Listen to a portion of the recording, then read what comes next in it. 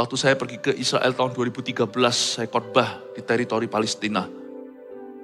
Orang-orang disembuhkan, di antara orang yang disembuhkan itu adalah orang-orang yang menertawakan Yesus yang rame-rame waktu saya secara sah dengan izin di tangan.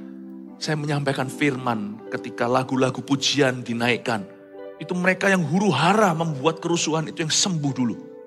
Ketika saya berkata, di Bethlehem ini tempat Yesus lahir. Yesus itu masih ada. Dia bukan hanya lahir di sini, sekarang dia di sini. Tuhan itu meneguhkan perkataan hamba Tuhan. Sembuh itu orang-orang yang membuat kerusuhan. Mau tahu, ternyata kerusuhan terbesar bukan dari orang, tapi dari panitia lokal. Bukan Gereja Mawar Siaran tentunya. Sebelum mikrofon saya serahkan, saya ditanya sebuah pertanyaan di depan semua and televised. Pastor Philip tentunya mengasihi kami. Tembok pemisah Israel Palestina di depan ini. Di depan kelihatan temboknya, tinggi meteran. Tentunya Pastor Philip berharap dan berdoa agar tembok ini diruntuhkan. Supaya tidak ada pemisahan antara Palestina dan Israel kan. Saya jawab, iya. Saya gak kembali ke Israel. Saya gak bisa terbang dari Bethlehem. Saya harus terbang dari Tel Aviv. Saya bilang tidak, saya gak keluar dari Palestina. Di depan semuanya, kalau Anda grogi di depan semuanya, saya juga tukang grogi di depan orang sebenarnya. Sebagai anak kedua yang seringkali pelin-pelan. Saya ditodong dengan pertanyaan seperti itu setelah orang-orang sembuh dan terima Tuhan. Itu di alun-alun kota, itu outdoor, Anda type di YouTube sudah keluar itu laporan kemenangannya.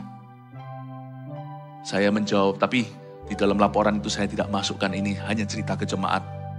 Tuhan kasih saya hikmat langsung on the spot. Father God gave me the word. Allah Bapa memberikan kepada saya, titipkan kata-kata dan Roh Kudus urapi kata-kata itu. Saya pegang mikrofonnya sekali lagi.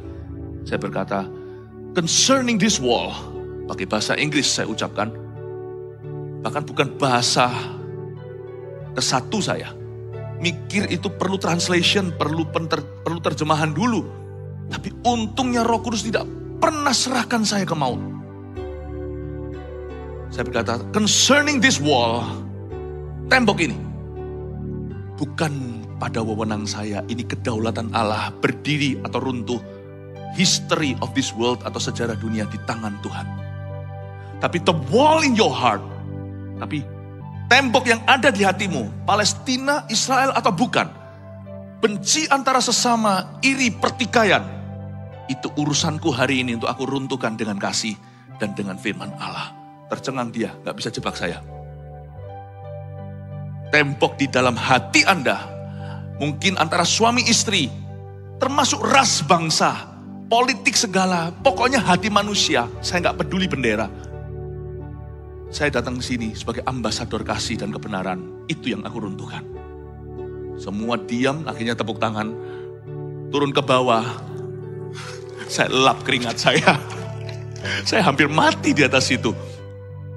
Bapak, Ibu, Saudara, words of wisdom adalah kata-kata yang pre-thought, not pre-thought of.